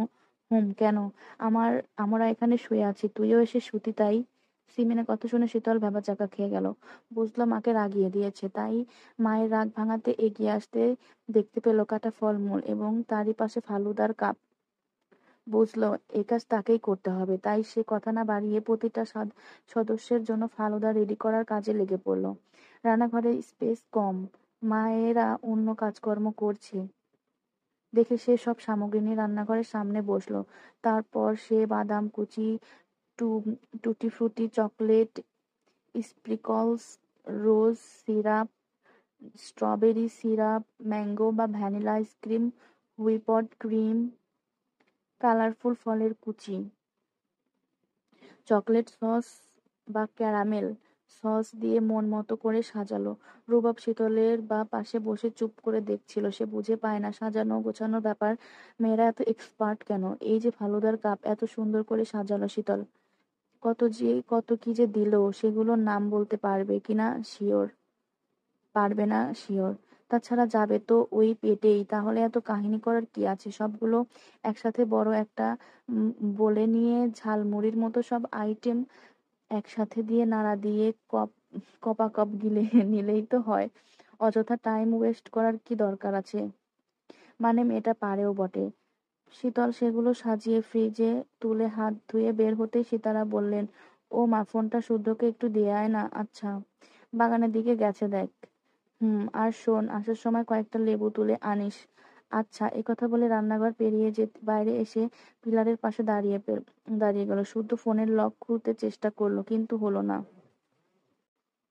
তাই বিড়বিড় করে বকতে বকতে বাগানে গেল। বাগানে কেউ নেই। তাই গেল বাড়ির পেছন দিকের পুকুর পাড়ে। তাদের পুকুর পাড়টা শান বাঁধানো। অনেক জাতের মাছ ছাড়ার বিধায় কেউ গোসল করে না। বাইরের লোক এসে মাছ মেরে দিয়ে যায়। এই দিকটা নির্জন, তাই খুব একটা আসা হয় না। তবে শুদ্ধকে মাঝে মাঝে দেখা যায়। সেখানে এসে দাঁড়িয়ে থাকে প্রায় সময়। এই যেমন এখনো দুই পকেটে হাত গুজে দাঁড়িয়ে আছে। বাতাসে উড়ছে তার কপালের ওপর পড়ে থাকা অবাধ্য চুল। পরনে সাদা টি শার্ট ট্রাউজার। সে পেছনে থেকে চুপি চুপি এসে ভাউ করে আগে শুদ্ধ বলল, এখানে কি? ফোন দিতে এসেছি। শুদ্ধ হাত বাড়ালো। ফোন এগিয়ে দিয়ে শুদ্ধ পাশাপাশি দাঁড়ালো, সে শুদ্ধের বুক বরাবর। হঠাৎ দমকা বাতাসে শীতলের চুল এলোমেলো হয়ে গেল। উড়ন্ত চুলের ঝাপটা লাগলো শুদ্ধর চোখে মুখে। ব্যাপারটা খেয়াল করে ধমক খাওয়ার আগে শীতল চুল গুছিয়ে হাত খোপা করে নিল। শাওন চৌধুরী রাজহাঁসের মাংস ভীষণ পছন্দ। উনি মাঝে মধ্যেই রাজহাঁস কিনে আনেন। কিছুদিন আগে খাবেন বলে এনেছিলেন, কিন্তু সামসৃজনের অ্যাক্সিডেন্টের জন্য খাওয়া হয়ে ওঠেনি। ফলস্বরূপ রাজহাঁস দুটো দিনের বেশিরভাগ সময় পুকুরে ভেসে বেড়ায়। সন্ধ্যার পর দারোয়ান কাকা ওদের গ্যারেজে রাখে। শীতলের হঠাৎ নজর গেল ভেসে বেড়ানো হাঁস দুটোর দিকে। সে বলল, পুকুরে ভেসে বেড়ানো হাঁসগুলো কত সুখী, তাই না শুধু ভাই? ইস, আমিও যদি হাঁস হতাম। আফসোসের সুরে বলা শীতলের কথা শুনে পুকুরে তাকালো শুদ্ধ। হাঁস দুটোকে আপন মনে ঘুরে বেড়াতে দেখে সত্যি মনে হচ্ছে তারা ভীষণ সুখী। তারা পুকুরে ভাসতে ভাসতে ছোট ছোট মাছ, পোকামাকড় খাচ্ছে, কখনো নিজস্ব নিজস্ব স্বরে ডাকছে, পাশাপাশি ভাসছে টলটলে স্বচ্ছ জলে থপথপে। হাঁস দুটোকে দেখতে সত্যিই খুব সুন্দর দেখাচ্ছে। হঠাৎ পুরুষ হাঁসটি নারী হাঁসটিকে চেপে ধরে সঙ্গমে লিপ্ত হলো। যা ঘটলো সেটা ছিল অনাকাঙ্ক্ষিত। এ দৃশ্য দেখে মুহূর্তেই ঠোঁটে হাসি এঁটে দাঁড়িয়ে দেখতে থাকা শীতলের হাসি মিলিয়ে গেল। বিস্ময়ে চোখ দুটো বড় বড় হয়ে গেল। ফর্সা আদুরে গাল দুটো রাঙা হয়ে উঠল। কান দিয়ে যেন গরম ধোঁয়া বেরোতে লাগলো। নারী হাঁসটি পালাতে গিয়েও পারল না, আটকা পড়লো পুরুষ হাঁসটির নিচে। শুদ্ধ পাশে থাকায় সে আর তাকিয়ে থাকতে পারলো না। দ্রুত দৃষ্টি সরিয়ে অন্যদিকে তাকালো। কেন জানি হাত পা ভীষণ কাঁপছে। অসীম লজ্জায় চোখ তুলে তাকাতে পারলো না পাশের মানুষটার দিকে। কত শখ করেই না হাঁস হতে চেয়েছিল, কিন্তু কি থেকে কি হয়ে গেল। একরাশ লজ্জায় এক ছুটে পালিয়ে যেতে যেতে বিড়বিড় করলো, না না, আমি হাঁস হতে চাই না, ছি ছি। একথা বলতে বলতে পালিয়ে গেল ঠিকই, তবে ভুলেও আর পিছু ফিরে তাকালো না। কিন্তু একবার তাকালো হয়তো, দেখতে পেত বিশুদ্ধ পুরুষের নিচের ঠোঁট কামড়ে ধরে হাসছে। হাসছে তার চোখ জোড়াও। কি চমৎকার সেই হাসি! সেই হাসি নিদারুণভাবে স্বচ্ছ জলের ফুটে উঠেছে। শীতল চলে গেলে বুঝতে পেরে সে হাসতে হাসতে বলল, কেবল তো শুরু লাজুকলতা। এখনই লজ্জায় ডুবলে চলবে? সর্বনাশের চেপাগলি যাওয়ার কথা তো স্মরণে রাখতে হবে। এ কথা বলে সে মিটিমিটি হাসতে হাসতে পুকুর পাড়ে দাঁড়িয়ে রইল। আর শীতল দৌড়াতে দৌড়াতে বাড়িতে ঢুকলো। মেয়েটিকে দৌড়ে আসতে দেখে সিমিন কটমট করে তাকিয়ে রইলেন। সবসময় ফিনকে ডানার মতো এই মেয়ে ছুটে বেড়ায়। স্থিরতা বলতে কিছু যদি থাকে এর মধ্যে, এ নিয়েও সাবধান করেছেন। সাবধান করলেই বাকি, এ মেয়ে শুধরাবার না। তবে ভেবেও নিলেন, অকারণে দৌড়াদৌড়ি করতে গিয়ে যদি মুখ থুবড়ে পড়ে যায়, তাহলে তখনই আরেক ঘা বসাবেন। শীতল লাজুক মুখে হাসতে হাসতে এসে দাঁড়াতেই মায়ের সামনে পড়ে থমকে দাঁড়িয়ে গেল। হাসি লুকানোর বৃথা চেষ্টা করে মুখ ভোঁতা করে মনে মনে ভাবলো, কাজ করি না বলে আম্মু রেগে আছে। সমস্যা নেই, এখন কাজ করে সব তামা তামা করে ফেলবো, পরে কাজ করার উছিলায় নতুন জামার বায়না করব। এ কথা ভেবে চমৎকার করে হাসলো। তারপর ছোলা বাটি হাতে তুলে নিয়ে ডাইনিং টেবিলে রাখতে গেল, কিন্তু বিধির বিধির বাম পাপোষে পা আটকে ছোলার বাটি নিয়ে নিজেই উপর হয়ে পড়লো। সঙ্গে সঙ্গে কাচের বাটি ভেঙে ছোলা ছড়িয়ে ছিটিয়ে গেল। শীতলের মায়ের মার খাওয়ার ভয়ে তাড়াহুড়ো করে ওঠার আগে সিমিন দ্রুত এগিয়ে গেল।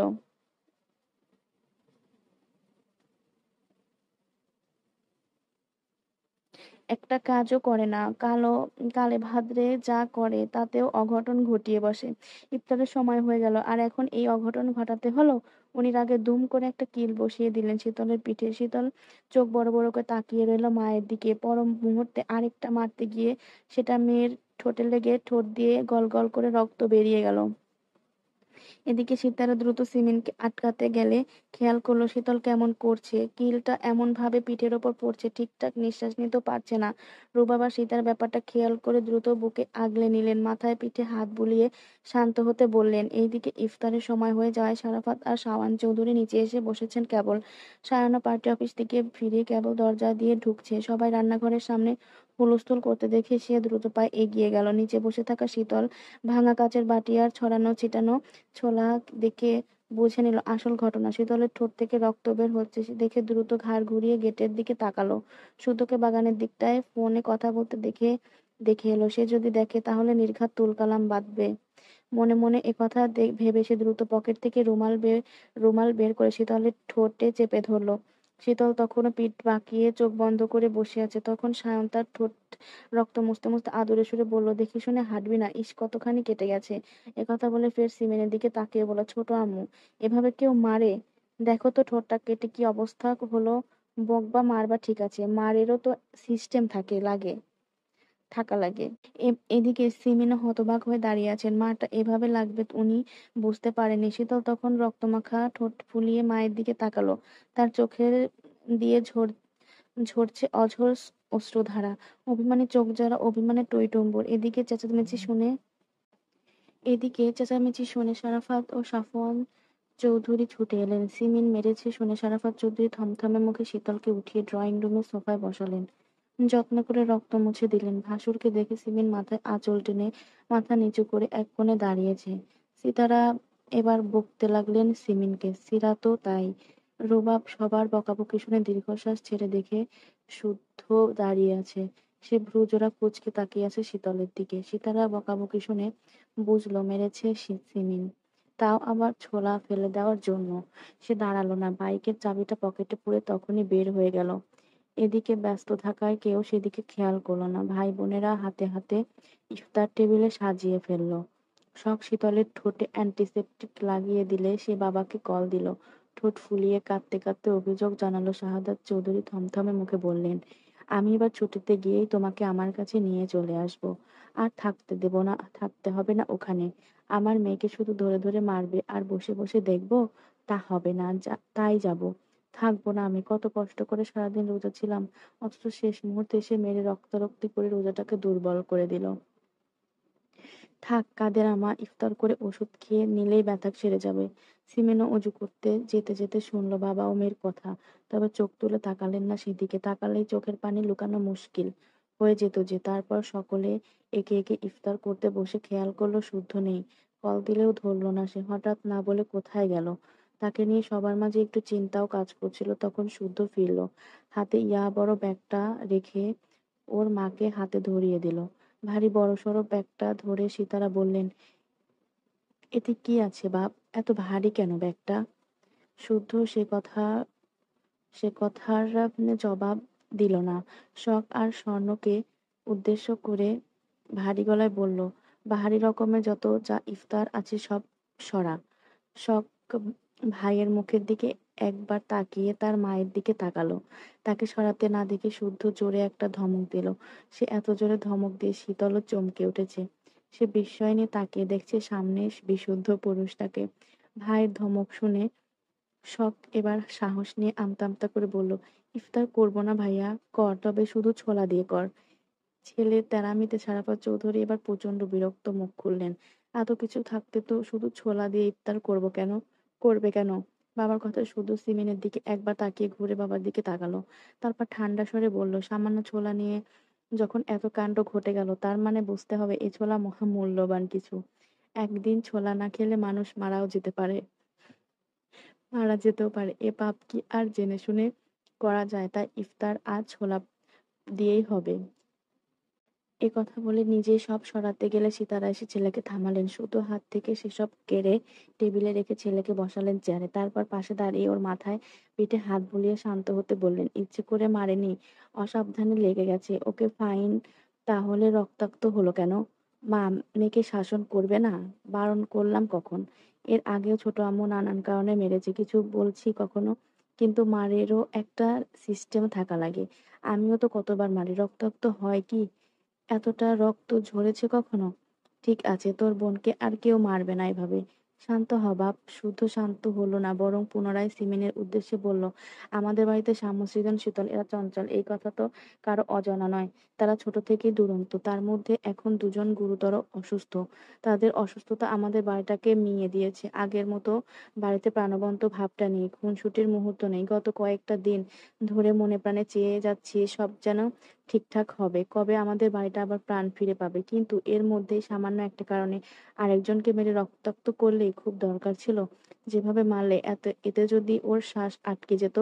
তোমার আরো ভালো করে জানো যে ও কাঁদতে পারে না, তাছাড়া সারাদিন রোজা আছে। কিছুদিন আগে সে রক্ত দিয়েছে, এমন তো নয় ইচ্ছে করে ছোলা ফেলেছে। তাহলে এভাবে মারার দরকার ছিল কি? হ্যাঁ মানছি, তোমার মেয়ে, শাসন করবে তুমি, সে রাইট অবশ্যই তোমার আছে, কিন্তু এভাবে কেন? রক্তাক্ত হবে কেন? সে না হয় অবুঝ, তুমি তো তা নও। ছোট আম্মু, এবার তাকিয়ে দেখো ঠোঁটটা কিভাবে কেটেছে, এখন খাবে কিভাবে? সূত্র কথা শুনে সিমিন মুখে ভোঁতা করে তাকিয়ে আছে মেয়ের দিকে। ফাজিলটা মাকে নাস্তানাবুদ হতে দেখে মিটিমিটি হাসছে। কত বড় ফাজিল! তবে হাসলে অদ্ভুত দেখাচ্ছে। ঠোঁটের একপাশে অনেকটাই ফুলে কালচে রক্ত জমে আছে, প্রচন্ড ব্যথা হবে। তখন উনিও সুযোগ বুঝে অভিযোগ দিলেন, মারাটাই চোখে দেখলি, কেন মারলাম দেখলি না? ও সপ্তাহখানেকের মধ্যে বই হাতে নিয়েছে কিনা একবার জিজ্ঞাসা কর। বাড়িতে পড়তে বসে না, কোচিং এ যায় না, কিয়ারাকে অব্দি ডাকতে আসতে বারণ করেছে। সারাটা দিন খালি টই টই করে ঘোরা, গাছে উঠে পাখি দেখা, ফল পাকড় পাড়া, এইসব করে বেড়ায় সে। ডাক্তার দেখিয়ে মেডিসিন গুলা যে এনে দিলি, হাত দিয়ে ছুঁয়েছে নাকি জিজ্ঞাসা কর। এখনই জিজ্ঞাসা কর। মায়ের অভিযোগ শুনে শীতলের মুখটা লটকে গেল। একটা অভিযোগও মিথ্যা নয়। সিমিন তখন আরো বললেন, এগুলো না হয় বাদই দিলাম, কিন্তু আমার মন বলছে ও আবার কোনো কাণ্ড ঘটাচ্ছে, ওই আঠাখোরের মতো আবার কাউকে। ভাসুরের সামনে সিমিন আর পোড়া কথা শেষ করতে পারলেন না, তার আগেই থেমে গেলেন। তবে সকলে বুঝলেন ওনার কথার অর্থ। তাই সকলের দৃষ্টি শীতলের দিকে। শীতল নিজেও হতবাক, হতভম্ব চোখে তাকিয়ে আছে মায়ের দিকে। প্রেম না করে প্রেমের অপবাদ মানা যায়? তখন সায়ন সিমিনের কথা ধরলো। তোমার কেন মনে হলো ও প্রেম করছে? ওর রুমের ময়লা কাপড় আনতে গিয়ে দেখি ময়লার ঝুড়িতে দলামলা পাকানো এক ঝুড়ি কাগজ। এগুলো কিসের কাগজ? এত কেন? কি সব ভেবে একটা কাগজ খুলে দেখি, সেখানে লেখা, আমার মুডি সাইন্টিস্ট। সাইন্টিস্ট কি বা কি একমাত্র আল্লাহ মাবুদ জানে। মায়ের কথা শুনে শীতল মাথা নিচু করে মুখ গলার সাথে মিলিয়ে নিল। ইস, এভাবে ফাঁস হয়ে যাবে কে জানতো? কাগজগুলো পুড়িয়ে ফেললেই হতো। এখন না জানি না এই কাগজের জন্য বাঁশ খেতে হয়। যদি সত্যি বাঁশ খেতে তাহলে খেতে হয়, তাহলে চোখ বন্ধ করে শুদ্ধ নাম বলে দিবে। মার এমনিতেও খেতে হবে, অমনিতেও খেতে হবে। সেদিনের বিশুদ্ধ পুরুষ তাকে চেয়ে নিতে বলল না? আজ ধরা খেলে বড় আব্বু না বড় মাকেও বলবে, তোমাদের ছোট পুত্রের নববধূ হওয়ার টোকেনটা আমাকেই দাও বড় আব্বু। ওদিকে সায়ন আর রুবাব পারছে না হেসে গড়াগড়ি খেতে। সায়ন বসে থেকে শুদ্ধকে পা দিয়ে খোঁচাচ্ছে, ইঙ্গিত দিচ্ছে কিছু একটার। এদিকে শুদ্ধ নিশ্চুপ, বাকিরাও চুপ থেকে শীতলের থেকে জবাবের অপেক্ষায়। সিমিনের কথা শুনে সারাফাত চৌধুরী এবার গলা খাকারি দিলেন।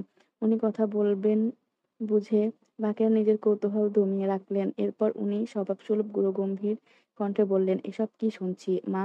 না মানে বড় আব্বু, তোমার মা যা বলছে তা কি সত্যি? সবাই এড়িয়ে গেলেও বড় আব্বুকে উপেক্ষা করতে পারে না শীতল, তাই আঙুল মুচড়াতে মুচড়াতে আমতা আমতা করে জবাব দিল, সাইটেস্ট কোনো আঠাকোর বা রাস্তার টোকাই না বড় আব্বু, সে আমার দেখা সুপার জেন্টলম্যান। আমি তাকে পছন্দ করি, সুযোগ পেলে বিয়ে করে বিদেশ চলে যাব। শীতলের কথা শুনে সবার চোখ বড় বড় হয়ে গেল। বলে কি এই মেয়ে, মাথা টাথা পুরোটাই গেছে নাকি? তবে শীতলের কথা শুনে সারাপাত চৌধুরী রাগলেন না, বরং ঠান্ডা স্বরে কথা চালিয়ে গেলেন, তা কে সেই জেন্টলম্যান, কি করে, বাসা কোথায়? সাইটেস্ট এটা তার পদবি নাকি পেশা? সাইটেস্ট তার পদবি। আসলে সে তামিল মুভির হিরো। আমাদের শুদ্ধ ভাইয়ের মতো নায়করা সায়েন্টিস্টও। দেখতে পুরো জেন্টলম্যান, নাম পিওর ক্যারেক্টার সাইটেস। সায়ন রুবাব তা ভাইও চিনে। ভাইয়া তোমরা কিছু বলো। শীতলের কথা শুনে সায়ন আর রুবাবের হাসি ভস করে মিলিয়ে গেল। নিচে থেকে শুদ্ধকে খোঁচানো সায়নের পাটাও থেমে গেল। তারা একে অপরের দিকে তাকিয়ে বোকা বোকা হেসে বলে, হ্যাঁ হ্যাঁ হ্যাঁ, ছেলে দেখতে শুনতে ভালোই, মানাবে ওদের। এবার সাফওয়ান চৌধুরী বিস্ময় ভরা কণ্ঠে বললেন, তোরা মুভির হিরোর কথা বলছিস? কি কাণ্ড বল দেখি কোথায়, আমি ভাবলাম সত্যি টত্যি বোধ হয়। এ কথা বলে তিনি হো হো করে হেসে ফেললেন। সীতারাও ফিক করে হেসে বললেন, আমিও সত্যিই ভেবেছি। বড় মা ও মেজো চাচ্চুর কথা বড় মা ও মেজো চাচ্চুর কথা শুনে শীতল খিলখিল করে হেসে উঠল। তার হাসি দেখে সকলে বোকা বনে গিয়ে নিজেরাও হাসলেন। মেয়েটা পারেও বটে। এদিকে এতক্ষণ সায়ন আর রুবাব যে শ্বাসটা আটকে রেখেছিল, ভেবেছিল আজকে বোধহয় সত্যিটা ফাঁস হয়েই যাবে, কিন্তু এই মেয়েটা আবার পাল্টি খেলো। আর পাল্টি খেয়ে করলো কি, সায়েন্টিস্টকে বানিয়ে দিল সাইন্টিস্ট। আর শুদ্ধ নামের জান খেয়ে দিয়ে দিল ক্যারেক্টার। যদিও পিওর বা কারেক্ট মানেই শুদ্ধ। শীতল কথা শেষ করে আর চোখে শুদ্ধর তাকাতেই চোখাচোখি হয়ে গেল। ভ্রু কুঁচকে তাকিয়ে আছে বিশুদ্ধ পুরুষ। হয়তো ভাবছে তার পাশে বসে তারই নাম বদলে তাকেই সুড়সুড়ি দিচ্ছে। এর আগে শুদ্ধ অভিযোগ করেছে যে মেয়ে কারো সামনে তাকে চেয়ে নিতে পারবে না, সেই মেয়েকে সে বিয়েই করবে না। এজন্য সাহেব কত রাগ দেখিয়েছিলেন, কথা বলা বন্ধ করে দিয়েছিল, তার রুমেও যেতে দেয়নি। দেখো বলতে পারবে না কিনা আজ দেখো বলতে পারবে না কিনা। যদিও এটা ছোট্ট রিভেঞ্জ, যখন ফাইনাল মোমেন্ট আসবে তখনও সগৌরবে বড় আব্বুর কাছে চেয়ে নেবে। বুঝে নেবে বিশুদ্ধ পুরুষটাকে। সে কি ভেবেছে তার করা পাগলামির পরিমাণ একটু বেশি হলেও এটাও পাগলামি না, মোটেও না। এদিকে এখনো মেয়ের বাদরামি বন্ধ হয়নি দেখে সিমিন ফুঁসে উঠলেন। কটমট করে তাকিয়ে শুদ্ধকে অভিযোগ করলেন, শুনলি বেয়াদবটার কথা, ও কি এমনি এমনি মার খায়? শীতলের ইঙ্গিত বা কথায় ধাঁচে শুদ্ধ রাগ হঠাৎ উধাও। কি বলবে নিজেই বুঝে উঠতে পারছে না। তবে সায়ন তার রুবাবের মুখ দেখে কেন জানি ভীষণ হাসি পেল। হাসলে মেইন টার্গেট মিস হয়ে যাবে, তাই মুখটা যথেষ্ট থমথমে করে রাখলো। আর সিমিন এত কিছুর পরও মেয়ের করা বাদরামি কমছে না দেখে অঝরে কাঁদতে লাগলেন। আপাতত প্রসঙ্গ পাল্টানো খুব দরকার, তাই সে থমথমে মুখে বলল, আজ থেকে বাড়ির ছোটরা লাখ টাকার জিনিসও যদি নষ্ট করে কেউ কিছু বলবে না। বলবেই না। মারধর তো দূরের, যার যা ক্ষতি হবে ক্ষতিপূরণ আমি দেব। তারপরেও যেন এই ঘটনা পুনরাবৃত্তি না হয়। এটুকু বলে ঘাড় বাঁকিয়ে শীতলের দিকে একবার তাকালো। পাজিমেটা কাটা ঠোঁটে এখনো হাসছে মুচকি মুচকি। তাকে এভাবে হাসতে দেখে শুধু ধমকে উঠল। হঠাৎ ধমকে ওঠায় শীতল চমকে উঠে বলল, হিরোকে ভালো আমি কি করব? হিরোকে ভালো আমি কি করে করব? এক থাপ্পড়ে সব দাঁত ফেলে দেবো। বেয়াদব, কোথায় কি বলতে হয় তাও জানিস না। আশ্চর্য তো, এই তো সেদিনই তো কিছু বললাম না, চুপ ছিলাম বলেই তো কত ধমকালেন, বকলেন। অথচ আজকে বলছি বলেও ধমকাচ্ছেন। এ কথা শুনতে চাইনি, এত কথা শুনতে চাইনি। আগামীকাল থেকে সকাল সন্ধ্যা দুই বেলা আমার কাছে পড়তে বসবি। এ কথা শুনে শীতল আঁতকে উঠলো। মাকে দেওয়া বাসটার দিকে ঘুরলো। কিভাবে? এতক্ষণ ভালোই তো চলছিল, এর মধ্যে পড়াশোনা এন্ট্রি নিল কোন ফাঁক দিয়ে? তার উপরে শুদ্ধ ভাইয়ের কাছে নাকি পড়তে হবে, এ হতে দেওয়া যাবে না। শুদ্ধ ভাই তুখোড় স্টুডেন্ট, তার পড়ানোর ধাঁচ কেমন হবে ধারণা আছে। এত পড়া দেয়, হাতের লেখা একটু খারাপ বলে অপমান করে, পড়া না পারলে কান ধরে দাঁড় করিয়ে রাখে, নতুবা মারে। না, সে কিছুতেই পড়বে না, নয়তো এই লোক পূর্বের যত রাগ জমে আছে পড়ানোর নাম করে সব রাগ তুলবে। এ কথা ভেবে আতঙ্কিত হয়ে কিছু বলতে গেলে ঠোঁটে টান খেলো। ব্যথা পেয়ে দুই হাতে ঠোঁট চেপে ধরে অস্ফুট সুরে বলল, না শুদ্ধ ভাই, তা না, হয় না। তাছাড়া আপনি এত বিজি মানুষ, আপনাকে এত কষ্ট করতে হবে না। আমার ব্যস্ততা না হয় আমি বুঝে নেব। আর হ্যাঁ, আগামীকাল থেকে তোরা তিন বোন একা কোথাও যাবি না। শখ স্বর্ণ কথাটা স্মরণে রাখিস। প্রয়োজনে রুবাব দিয়ে আসবে, নিয়ে আসবে। আমার কথা নড়চড় হলে একটা আমি নিজে শায়েস্তা করব। হঠাৎ এমন কড়া নিষেধাজ্ঞা জারি করার কারণ বুঝল না কেউই। তবে মুখ ফুটে কিছু বলার সাহস করল না। সায়নের সাথে শুদ্ধ চোখাচোখি হলে সায়নের ঠোঁটের কোণে মৃদু হাসি দেখা দিল। কি সুন্দর করে এক ঢিলে ৪ পাখি মেরে দিল। কি সুন্দর করে এক ঢিলে ৪ পাখি মেরে দিল। সিনিনকে বাঁশ দিল। শীতলকে একা পড়ানোর ব্যবস্থা করে ফেলল। ভাইদেরকে আছিলা বাঁশ খাওয়া দেখল এবং এই সুযোগে শখ স্বর্ণের সেফটির কথা ভেবে স্বয়ং রুবাবের ঘাড়ে দায়িত্ব চাপিয়ে দিল। শুধু যখন নিষেধাজ্ঞা জারি করেছে তখন সবাই বিনা বাক্যে মেনে নেবে, কিন্তু তার বাঘিনী কি মানবে? সে দিনের বেলা সেফটি নিয়ে চললেও রাতের বেলা মানবে না। এটা তো আরেক জাতের ঘাড়তেরা। অতবার এসব কথা বাদ দিয়ে সবাই হৈ হৈ করে ইফতার করলো। ভাই ও বোনদের পছন্দের আলুর চপ নিয়ে কাড়াকাড়ি হলো, হাসাহাসি হলো। গল্পে গল্পে একটু আগেই সব রাগ বাগ মিটে গেল।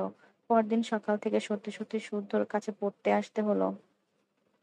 ভেবেছিল কোনো বাহানায় দেখিয়ে ব্যাপারটা ঘেঁচে দেবে, কিন্তু না, স্বয়ং তার জননী ঘুম থেকে টেনে তুলে তাকে পড়তে পাঠিয়েছে।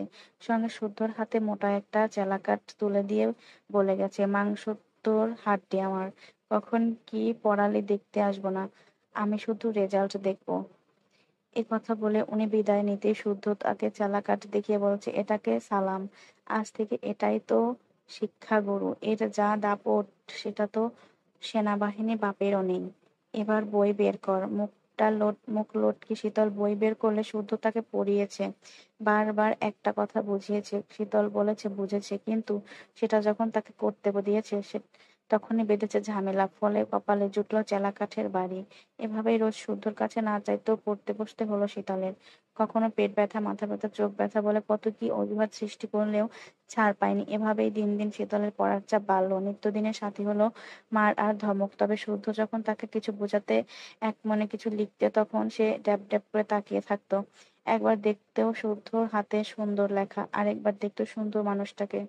মনে মনে কত কি বলতো, মুখ টিপে হাসতো। শুদ্ধ বুঝতো, তবে কিছু বলতো না। কি বলবে? শীতলকে ওর কাছাকাছি রাখার জন্যই তো পড়ার কথা বলেছিল, নয়তো রিচার্জের কাজ ছেড়ে পড়ানোর সময় কোথায় তার। আর এ কাজ করার কারণ ভালোবাসা সৃষ্টির একমাত্র ওষুধ, ভালোবাসার মানুষটার খুব কাছাকাছি থাকা, একা সময় কাটানো, পড়ানোর ফাঁকে একটু গল্প, মারলে গাল ফুলিয়ে থাকলে একটু প্রশ্রয় দেওয়া, পড়ানোর ফাঁকে ফাঁকে দু চোখ ভরে দেখা, মন ভরে শরীরে সুবাস টেনে নেওয়া, কলম কলম নেওয়া, ছুতোয় ছুঁয়ে দেওয়া। মাঝে মাঝে তার খিলখিল করা হাসি দেখে বুকের তোলপাড় ঝড়টা বহু কষ্টে দমানো। এগুলোই ভালো লাগার একটি অংশ। আর এর থেকে একটু একটু করে সৃষ্টি হয় ভালোবাসার। দেখতে দেখতে রোজা প্রায় শেষের পথে। সকলের কেনাকাটা এখনো বাকি। শুদ্ধ জরুরি কিছু কাজ থাকায় রোবাক, সারাফাত ও সাফওয়ান চৌধুরী মিলে একদিন ইফতারের পরে বাকিদের নিয়ে শপিং মলে গেলেন। সবাই সবার জন্য মিলে ঝুলে মাঝরাত অবধি কেনাকাটা করলো। পরদিন বাড়ির মেয়েরা টেইলার্সের ড্রেস বানাতে দিয়ে এলো। সপ্তাহখানেক পরে সিতারা সিমিন টুকটাক কেনাকাটা করতে গিয়ে মেয়েদের ড্রেসও নিয়ে এলেন। তারপর যার যার ড্রেস তাকে বুঝিয়ে দিলেন। শীতল পরে দেখবে এদের ভেবে ড্রেসটা রেখে দিয়েছিল। সারাদিন রোজা থেকে ইফতার সেরে রুম এসে শুতেই চোখ লে গেল শপিং ব্যাগটার দিকে। দ্রুত উঠে আনন্দে ঝুমঝুম করে ঈদের ড্রেসটা হাত নিয়ে উল্টে পাল্টে দেখতে মনটা খারাপ হয়ে গেল। ড্রেস মন মতো না হয় কান্না পেল এবং রুমে বসে সে কাঁদতে থাকলো। আজকে ইফতার পার্টি থাকায় ফ্রেন্ডদের সাথে ইফতার সেরেছে শুদ্ধ। ফ্রেন্ডদের সাথে কিছুক্ষণ সময় কাটিয়ে গিয়েছিল তার ল্যাবে। সেখানে কিছু কাজ সেরে রাত 10:30টার দিকে বাড়ি ফিরলো। বাড়ির মেয়েরা তখন কিছু একটা নিয়ে খুব হাসাহাসি করছিল। ক্লান্ত বিধায় সেদিকে না গিয়ে সোজা রুমে চলে গেছে। সময় নিয়ে শাওয়ার নিয়ে বের হতেই ওর ফোনের রিংটোন বেজে উঠলো। ডিসপ্লেতে শাওয়ান চৌধুরী নাম দেখে কলটা রিসিভ করলো। ড্রেসিং টেবিলের সামনে দাঁড়িয়ে ভেজা চুল মুছতে মুছতে শুনলো, আজ সিরাতের মেডিসিন আনতে হবে, না আনলেই রাতে মেডিসিন মিস হয়ে যাবে। এদিকে উনি মিটিং এ আটকে গেছেন, এজন্য শুদ্ধকে আনার কথা বললেন। অগত্যা শুদ্ধ পুনরায় রেডি হয়ে রুম বের হতে শীতলের কান্নার শব্দ শুনে থমকে দাঁড়িয়ে গেল। এই তো কিছুক্ষণ আগেও দাঁত বের করে হাসছিল, এখন আবার কি হলো? আবার মার খেলো নাকি? এ কথা ভেবে সে রুমের দরজায় নক করলে শীতল চোখ তুলে তাকালো।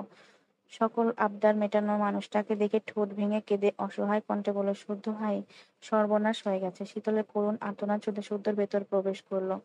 গুরুতর কিছু হয়েছে ভেবে জিজ্ঞাসা করলো, কি হয়েছে? আমার ইহজীবনের হাসি খুশি সব ধুলোয় মিশে গেছে।